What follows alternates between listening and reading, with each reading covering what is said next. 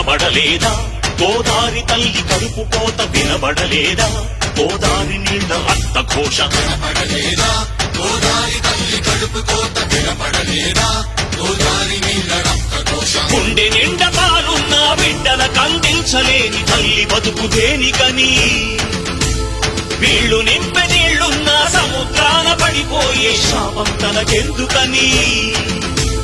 బరువైతయ కనువైతలు వెలియై ఇక బలియై, బరువైతయ కరువైతలు వెలియై ఇక బలియై. ఉప్పు సాగరాలలోకి వెళ్ళలేక వెళ్ళలేక వెక్కి వెక్కి పడుతున్నది వృధాగా కను మూయలేక. వెక్కి వెక్కి పడుతున్నది కనాల